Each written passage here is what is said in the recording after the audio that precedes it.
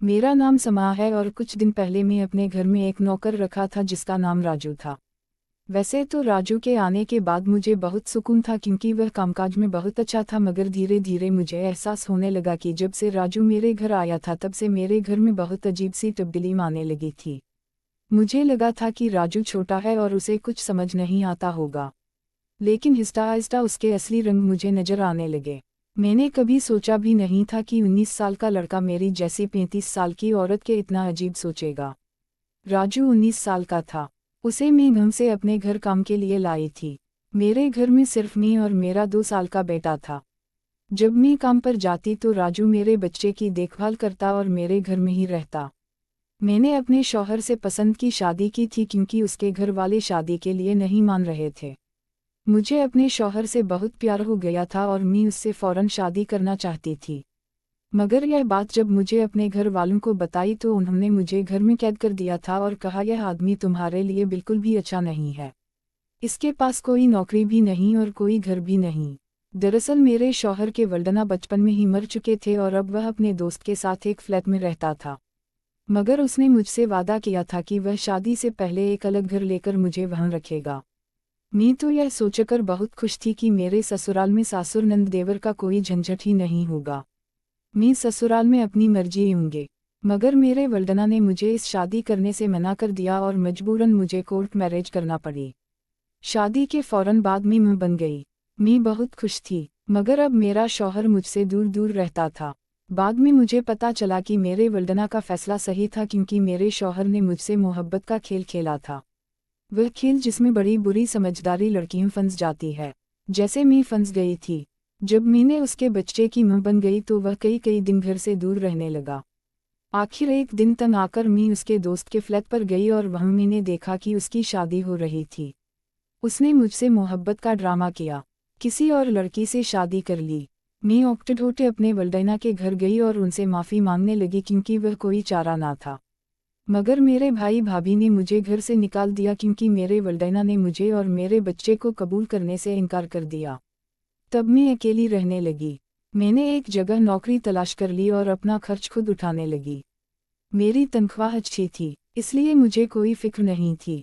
कुछ महीने पहले मैं दोस्त के साथ उसके गांव गई थी। तब वहां मैंने देखा कि राजू का घर भी उसी गांव में था। मैंने देखा मेरा बेटा राजू के साथ अच्छे से खेल रहा था। मैंने अपने बच्चे को राजू से लिया और वहां से जाने लगी। फिर राजू ने मुझे रोका और कहने लगा, मालकिन मुझे थोड़ी मदद चाहिए। मुझे पैसे की नहीं बल्कि काम की जरूरत है। मेरी मिन्नत समर्टा करने लगा। मैं राजू हूँ, मैं इस घर में गाय भैंस का गोबर उठाता हूँ, लेकिन बड़े साहब गाय भैंस बेचने की बात कर रहे हैं। अगर आपके पास कोई काम हो तो दे दीजिए, मुझे काम की बहुत ज़रूरत है। मेरे वल्दना भी मजदूरी करते हैं। तब मैंने कहा, मेरे बच्चे की देखभाल का काम है, लेकिन इसके लिए तुम्हें शहर जाना होगा। उस काम के लिए मैं तुम्हें इतने रुपए महीने दूंगी। राजू मेरे साथ शहर आने के लिए तैयार हो गया। मेरा बेटा उसके साथ अच्छे से रहता था। वह यह देखकर कि मैंने रज्जू को अपने घर लाने का फैसला किया। राजू तब से मेरे घर में रहने लगा। उसने कहा कि हर 4 महीने बाद जब थोड़े पैसे जमा हो जाएंगे तब वह अपने गांव जाएगा। राजू दिन भर मेरे बच्चे का अच्छे से ख्याल रखता, पर मैंने राजू को एक अलग कमरा दे दिया था।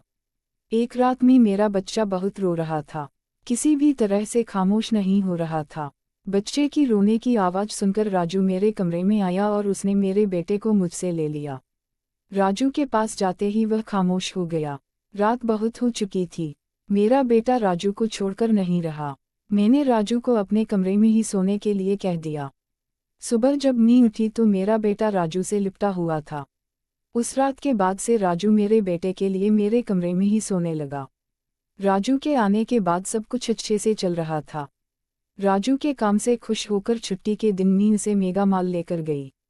वहाँ मैंने उसके लिए अच्छे कपड़े खरीदे और सैलूना में जाकर उसकी नई हेयर स्टाइल बनवाई। राजू देखने में अच्छा था, लेकिन वह एकदम सादा तरीके से रहता था। उस दिन मैंने उसका पूरा वजूद ही बदल दिया था। उसे नए अंदाज में देखकर मैं भी उस पर यकीन नहीं कर पा रही थी। कल तक जो एक सादा सा मुलाजिम था, वह इतना हैंडसम और स्मार्ट देख सकता था, मैंने सोचा भी नहीं था। माल से जब हम घर आए तो मेरा बेटा आते ही सो गया था। मैंने उसे कमरे में बिस्तर पर सुला दिया और पानी पीने के लिए बाहर जाने लगी। तब राजू मेरे लिए पानी लेकर आया। पानी पीकर मैंने गिलास रख दिया और राजू मुझे तब से ही एक टिक दिख रहा था। जैसे ही मैंने गिलास रखा, वह मुझे शुक्रिया के अंदाज में देख रहा था। मुझे समझ नहीं आ रही थी कि वह ऐसा क्यों कर रहा था। तब राजू ने कहा, मालकिन आपकी वजह से आज पहली बार मैंने खुद से मोहब्बत करना सीखा है। वो 19 साल का था, लेकिन उनका लड़का होने के सबब उसका कद काट अच्छा था। वो घर में भी रोजाना वर्जिश करता। उसकी लंबाई भी ठीक ठाक थी। आज यह कपड़े पहनकर वह तो बिल्कुल किसी शहरी लड़के जैसा लग रहा था। शायद उसे भी अपना यह हुलिया बहुत अच्छा लग रहा था, इसलिए तो वह बार बार मेरा शुक्रिया अदा कर रहा था और करना भी चाहिए था। भला कौन इतनी मेहरबानी नौकर पर करता है। मैंने उसे उसकी पढ़ाई के बारे में पूछा, लेकिन उसने कहा अब उसका पढ़ाई से दिल उठ गया है, इसलिए वह अब सिर्फ काम करेगा, क्योंकि उसे बहुत सारे पैसे कमाने थे। हर सुबह दफ्तर जाने से पहले मैं अपने बच्चे को नहला धुलकर दफ्तर के लिए निकलती थी। आज जब मैं दफ्तर के लिए निकलने से पहले अपने बेटे को देखने गई तो वह राजू की गोद में था। अचानक मेरे बेटे ने अपनी गर्दन घुमाई, पर मेरा हाथ राजू की गाल पर जा लगा। मैं घबराकर बाहर आ गई। तैयार होकर जब मैं दफ्तर जाने लगी तो राजू ने मुझे रोका और अंदर से काजल लेकर आया। उसने मेरे कान के पीछे काजल का निशान लगाया और कहा, मालकिन अब आपको किसी की नज़र नहीं लगेगी, आप बहुत हसीन लग रही हैं। उसकी बात सुनकर मैं मुस्कुराई और चलने लगी। उस दिन शाम को जब मैं घर आई तो मेरे साथ मेरी एक सहेली और उसका शौहर भी आया। राजू ने आज बहुत अच्छा खाना बनाया था। मेरी सहेली कायनात 4 दिन मेरे घर रहने वाली थी। अगले 3 दिन उसका शौहर भी मेरे घर पर था। अगले दिन रात को राजू ने खाना बनाया और कायनात और उसके शौहर को खाने के लिए बुलाया, लेकिन वह दोनों कमरे में ही गपशप कर रहे थे। कायनात तो बातों के दरमियान सो चुकी थी। वह खाना खाए बगैर ही सो गई। उसका शौहर हमारे साथ खाना खाने बैठा और उसने कहा, तुम कायनात से भी ज्यादा खूबसूरत हो। उसके बोलते ही राजू उसे गुस्से से देख रहा था। खाना खत्म करने के बाद मेरी दोस्त का शौहर अपने कमरे में चला गया और उसके जाते ही राजू मुझसे कहने लगा, मालकिन आप यह कैसे दोस्त हैं?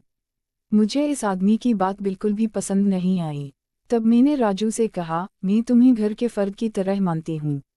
इसका यह मतलब नहीं कि तुम मेरे मेहमानों से कुछ भी कहो। तुम्हारा काम है आए हुए मेहमानों की खिदमत करना, इसलिए तुम सिर्फ वही करो, बाकी मुझे कुछ सिखाने की जरूरत नहीं। राजू को डंटकर मैं अपने कमरे में चली गई। मैंने उसे डंट दिया था, फिर भी वह मेरे लिए पानी लेकर आया। तब मैंने अपनी दवा ली और पानी पीकर सो गई। आज राजू मेरे कमरे में सोने नहीं आया था, लेकिन सुबह मेरी आँख खुली तो मेरे सामने कायनात थी। वह बहुत गुस्से में लग रही थी। वो अपने शौहर को मेरे सामने लाई और उसके हाथ में पट्टी बंधी हुई थी। कायनात ने कहा, तुम्हारे इस ढंग के नौकर ने मेरे शौहर का हाथ तोड़ दिया है। राजू बस सर हलटा रहा और बोला, मालकिन मैंने कुछ भी नहीं किया। रात को यह बाथरूम के लिए बाहर आया।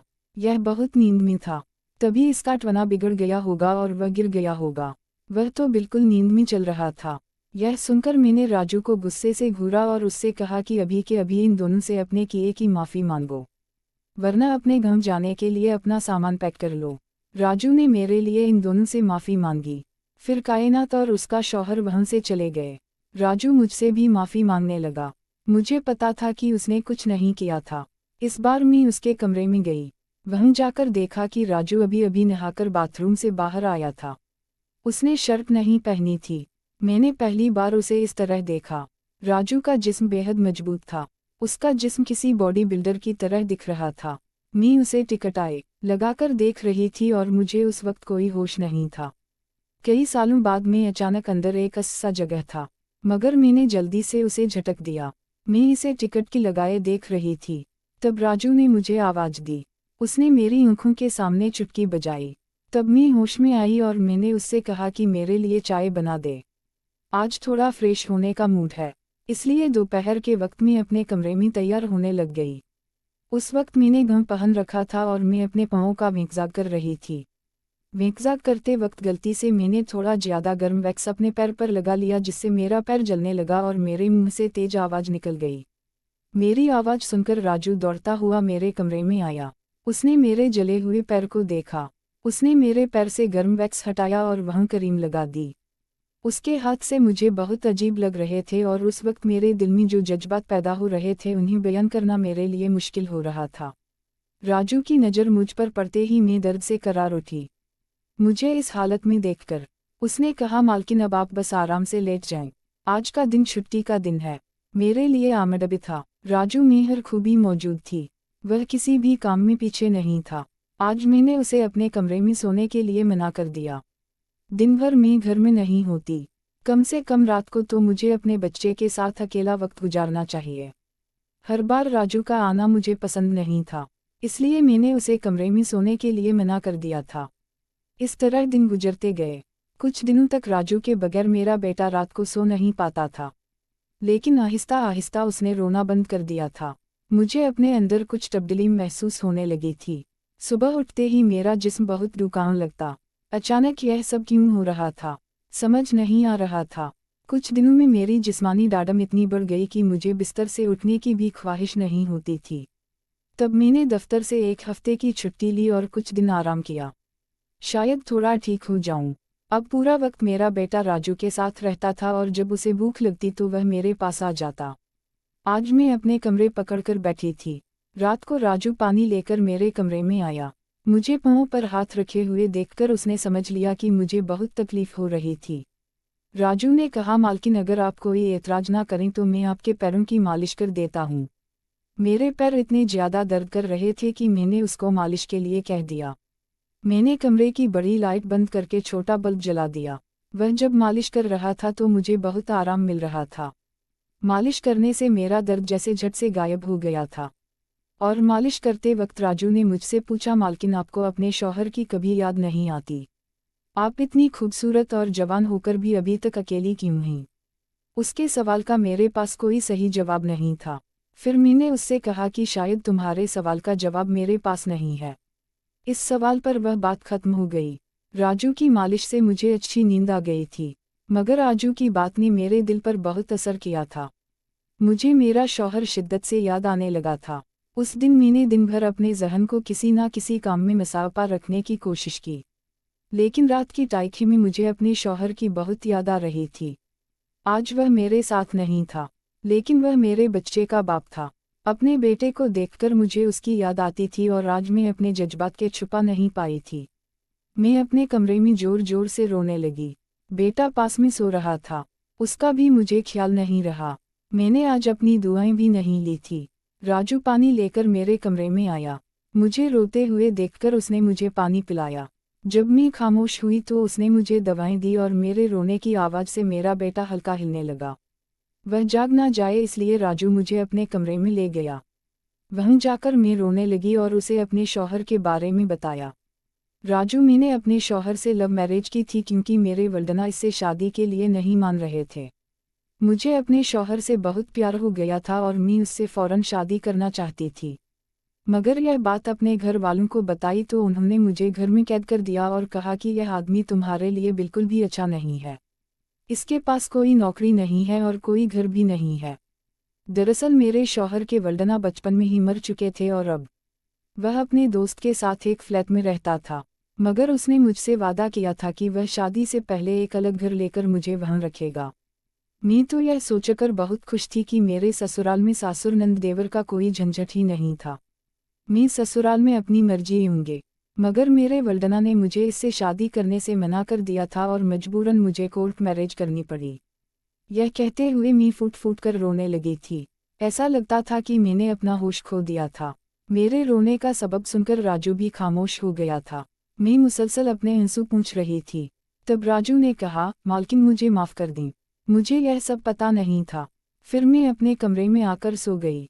फिर अगले दिन कायनात मुझसे मिलने घर आई थी।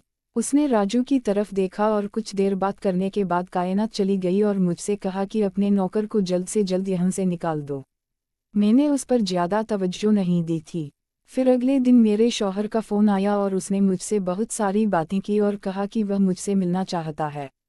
शायद मैं अब भी इससे प्यार करती थी, इसलिए किसी को बताए बिना इससे मिलने के लिए तैयार हो गई और मैंने फैसला किया कि मैं सुबह अपने शौहर से मिलने जाऊंगी। रात के खाने के बाद राजू ने मेरे लिए पानी का गिलास रख दिया और मैंने अपने बेटे की तरफ देखा और वह सो रहा था। मैंने अपने कमरे की लाइट बंद कर दी। कुछ देर बाद मुझे अपने कमरे का दरवाज़ा खुलने की आवाज़ आई। मैं खामोशी से सब कुछ देख रही थी। राजू मेरे कमरे में आया। वह मेरे करीब आया और देखने की कोशिश की कि मैं सो रही हूँ या नहीं। फिर उसने मेरी तरफ देखा और मुझसे कुछ कहे बगैर जाने लगा। यह देखकर मैं चौंक गई। लेकिन सुबह जब मैं उठी मेरा सर जोर से चकरा रहा था और मैं काफ़ी देर से उठी थी। शायद मेरा शौहर मेरा इंतजार काट काट चला गया होगा। यह देखकर मुझे राजू पर गुस्सा आया क्योंकि रात को मैंने उसे अपने पानी में कुछ मिलाते हुए देखा था। शायद वह नहीं चाहता था कि मैं अपने शौहर से दोबारा मिलूं। मुझे राजू पर शक होने लगा। मैंने उससे कहा तुम मेरे घर से अभी के अभी चले जाओ। मेरी बात सुनकर राजू ने कहा मालकिन जैसा तुम सोच रही हो ऐसा कुछ नहीं हुआ। कल रात मैंने आपके लिए साथ कुछ गलत नहीं किया। मैंने आपके पानी में नींद की गोली मिला दी थी, जिसकी वजह से आप सो गई और आप बेफिक्र हो जाएं। ऐसा कुछ नहीं जैसा आप सोच रही हैं। कुछ दिन पहले मैंने आपको रात को फ़ोन पर बात करते हुए देखा था। मैंने आपकी बातें सुनी थी। मैंने जब सुना कि आप अपने शौहर से दोबारा मिलने की तैयारी कर रही हैं और आप एक होटल में मिलने जा रही थी, मुझे यह सब मालूम था। मैं चाहता था कि आप इससे ना मिले, इसलिए मैंने रात को आपको सोने की दवा दी ताकि आप अपने शौहर से ना मिल सके, क्योंकि वह शख्स आपको धोखा दे रहा है। वह आपसे झूठ बोल रहा है। वह आपके बच्चे को आपसे छीनने के लिए आपके करीब आ रहा है। उसकी बीवी के यहाँ बच्चा नहीं हो सकता, इसलिए वह आपके पास आ रहा है। उसने अपनी बीवी को भी नहीं छोड़ा। वह अब भी उसी के साथ रहता है, लेकिन वह आपसे झूठ बोल रहा है। यह सुनकर मैंने अपने शौहर के बारे में सब पता किया। यह सच था कि राजू को मेरे शौहर के बारे में तमाम मालूमात सही मिल गई थी। यह मेरे लिए बड़ी बात थी कि राजू जैसे ईमानदार लड़के की वजह से मैं अपने शौहर के जाल में फंसने से बच गई थी, वरना मैं तो एक बार फिर अपने शौहर पर एतबार करने वाली थी। मगर राजू ने मुझे दोबारा धोखा खाने से बचा लिया था। मेरा शौहर बार बार फिर से मुझे फ़ोन करता रहा, मगर उसके बाद मैंने हमेशा के लिए अपने शौहर से अलग इख्तियार कर ली। लेकिन अभी भी मुझे राजू पर मुकम्मल इत्बाआ नहीं था। मैंने खुद जाकर अपने शौहर के बारे में तहकीक की तो पता चला कि राजू की सारी बातें दुरुस्त थी। मैंने शुक्र अदा किया। जिस नौकर को मैंने घर पर पनाह दी थी उसने मेरा भरम नहीं तोड़ा था। कुछ अरसा बाद एक दिन मैंने राजू को पास बुलाया और पूछा क्या तुम मुझसे शादी करोगे। राजू शर्माने लगा और फिर मैंने राजू से शादी कर ली, क्योंकि मुझे एक मखिस सहारे की ज़रूरत थी जो राजू की शक्ल में मुझे मिल गया था।